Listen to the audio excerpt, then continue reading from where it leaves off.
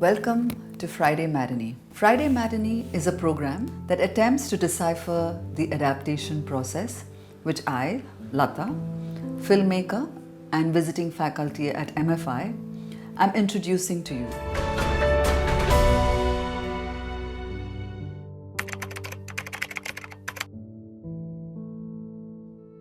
We shall have a look at this process of mediation from the printed word to the visual translation, from the book or short story to its cinematic adaptation. You will be presented with two creative interpretations, the original being the literary text and the adaptation being the film or any other visual format. It will initiate a reciprocal communicative act between the book and the visual format. In our era of globalized culture, it's not too far off to see visual narratives eclipse the written words as the primary means of education everywhere. Entertainment platforms like theatre, online streaming, digital platforms, and so on have become our classrooms, thereby replacing the written words by acting as cultural agents or tools of education. Whether you realize it or not, the visual medium, of which cinema is about a century old, is influencing the way you express your thoughts through words. And I am not alone in experiencing this. To many of us, sequences of a story originate as visuals in our imaginations, and when we jot it down, we tend to do our best to translate those visuals into descriptive prose that will help our family, friends, or followers to understand the concept. Our society is indeed saturated by visual storytelling. It's one of the ways of storytelling that has become the most prevalent and powerful in modern communication. Visual entertainment, which includes movie streaming and digital content, they mean business. It is popular, far-reaching, and with any luck, entertaining. And this industry, though, does far more than just entertain us. It plays an active role in shaping our collective consciousness. In what is being discussed here, books being the written words and films being the visual equivalent, they differ in the level of details and attributes provided. When it comes to a book, an author spends time providing details of characters, events, objects, and places. These lengthy descriptions are necessary to help the readers to create a mental image of the story. But in films, lengthy details are unnecessary. A complicated detailed description can be shown in a single visual. You may then wonder why the habit of reading books is still considered indispensable. As if great author Virginia Woolf spoke about the uniqueness of the written word. She says, even the simplest image, for example, my love is like a red, red rose that's newly sprung in June. It presents us with the impressions of moisture and warmth, and the flow of crimson and the softness of petals inextricably mixed and strung upon the lift of a rhythm, which is itself the voice of the passion and hesitation of the love.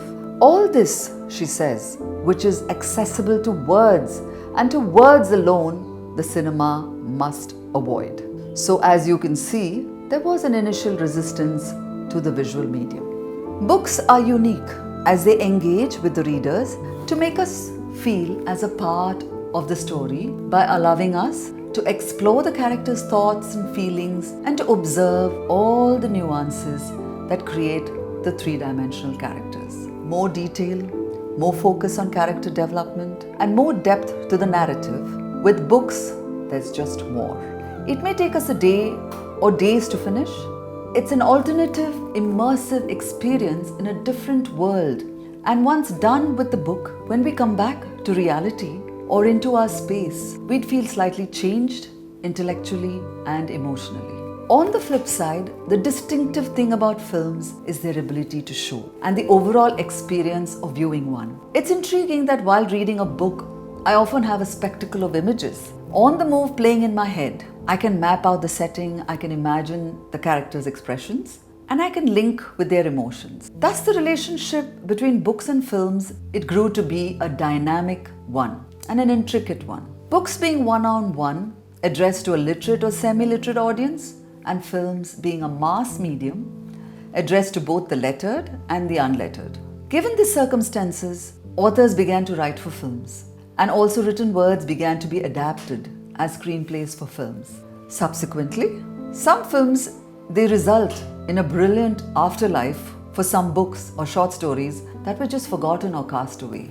Books and films complement each other in a way that they take us to places we would otherwise never see, make us feel things we might otherwise not feel, meet someone like you or me, and they lift our spirits with hope for change. Adaptations have become the mainstay today, not just for film, but also for long format streaming shows. So words and visuals are more important than they were ever before, especially as we now navigate the world digitally. To read content, to source, to write, to imagine, to visualize, to create, to communicate, and to make people connect with it. And what better time to begin than now, as it is the great auteur Satyajit Ray's 100th birth anniversary this year. I would like to begin with his work. If one had to trace the relationship between literary text and film in the Indian context, Ray led the way. The instances of a subtle gesture or word, or a casual action conveying the inner workings of the mind are part of Ray's oeuvre. 23 of his 30 feature films were based on fiction written by reputed authors.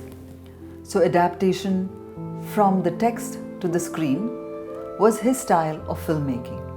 The text that we shall be discussing is Rabindranath Tagore's Noshtunir, which was published in 1901 and was adapted into the film Charulata in the year 1964 by Ray. In a love triangle, he set the characters against a sharply edged historical background set in the Calcutta of 1879, the time of the so-called Bengal Renaissance, and it focuses on the deep moral torment of the protagonist. The street life of the older city, glimpsed through the shutters by Charulata, who is perhaps Ray's most famous heroine, who fights against the institutional orthodoxy of patriarchy, venturing the Nobina, a distinctive woman compared to the Prachina, the traditional woman. She stands on the cusp of modernity, looking out at the life, which is how the movie begins, and which will then translate into a life of thoughts and literature.